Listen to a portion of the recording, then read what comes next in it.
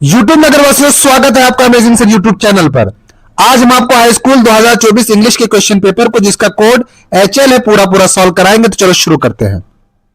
पहला प्रश्न है, read the following passage carefully and choose the correct option to answer the question that follow. निम्नलिखित गद्यांश को ध्यानपूर्वक पढ़ें और निम्नलिखित प्रश्नों का उत्तर देने के लिए सही विकल्प का चुनाव करें। गद्यांश है, पैसेज है, we went for a walk in the country. हम देहात में घूमने गए, टहलने गए। We went to see an exhibition in the town, और हम शहर में एक प्रदर्शनी देखने गए।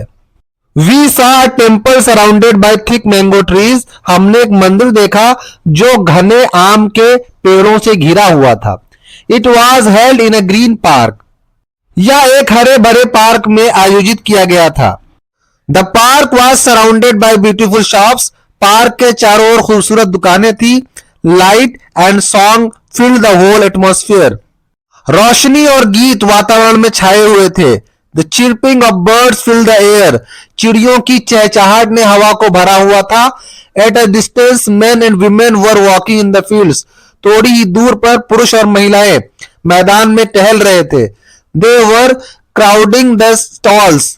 वे गुमतियों पर भीड़ लगाए हुए थे। Small children were playing under the trees. छोटे बच्चे पेड़ों के नीचे खेल रहे थे। दे वर सिटिंग ऑन द मेरी गो राउंड। वे हिंडोले पर बैठे हुए थे। गोल गोल झूलने वाले झूले को हिंडोला कहा जाता है। Some women were at a well drawing water. कुछ महिलाएं कुएं से पानी निकाल रही थी। Some boys and girls were looking at a small open circus. कुछ लड़के और लड़कियां छोटे खुले सर्कस को देख रहे थे। All was green and peaceful. सब कुछ हरा भरा और शांत था या शांतिपूर्ण था। ऑल वॉज ब्राइट एंड गे। सब कुछ उज्जवल और खुशनुमा था। पहला सवाल है, what surrounded the temple which was held in a green park. जो मंदिर ग्रीन पार्क में था वो किससे घिरा हुआ था? मैंगो ट्रीज से घिरा हुआ था। ऑप्शन डी सही है। All was green and peaceful. सब कुछ हरा भरा और शांतिपूर्ण था। ऑल वॉज ब्राइट एंड गे। सब कुछ उज्जवल और खुशनुमा था। व्हाट डज इट सजेस्ट, ये क्या सुझाता है? कॉजी एटमॉस्फेयर, आरामदायक माहौल के बारे में, वातावरण के बारे में। ऑप्शन सी सही है। Which word in the passage is opposite of city. शहर का अपोजिट इस गद्यांश में कौन सा शब्द है? कंट्री, देहात। ऑप्शन ए सही है।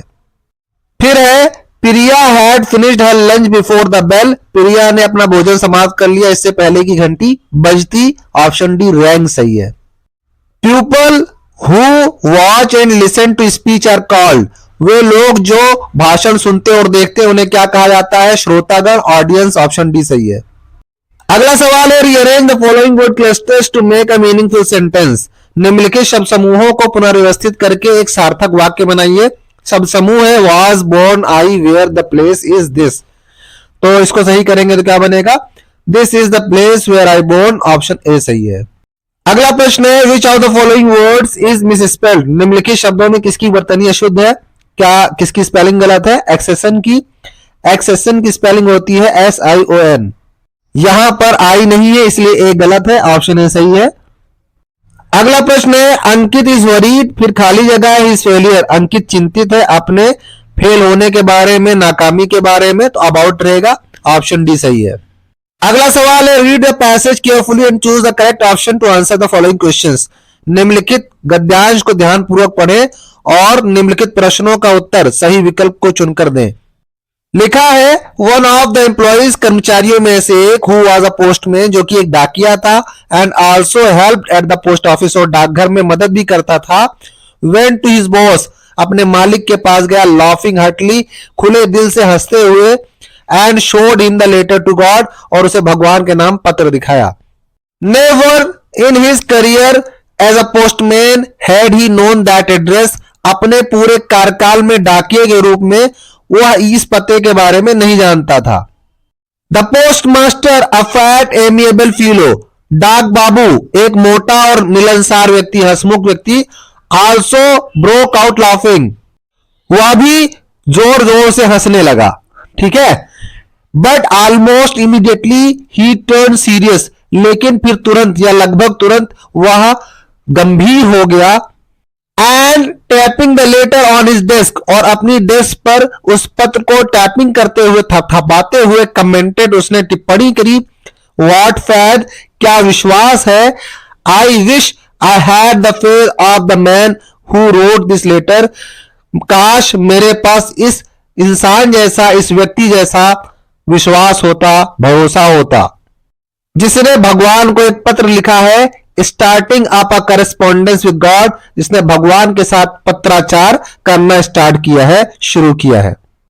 प्रश्न है, the postman showed to his boss, postman यानी डाकिया ने अपने बॉस को, अपने मालिक को क्या दिखाया, अ लेटर, एक खत, एक पत्र, ऑप्शन डी सही है।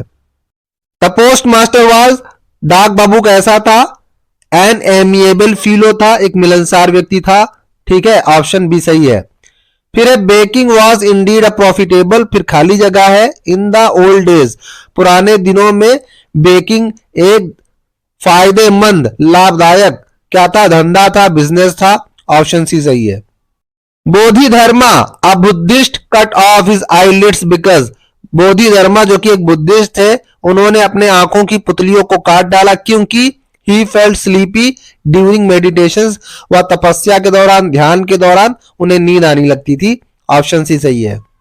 फॉर द फर्स्ट 24 आवर्स, पहले 24 घंटे में Mijbil was neither hostile, Mijbil का रवैया ना तो शत्रुपूर्ण था, नॉर ना ही दोस्ताना, फ्रेंडली, ऑप्शन बी सही है।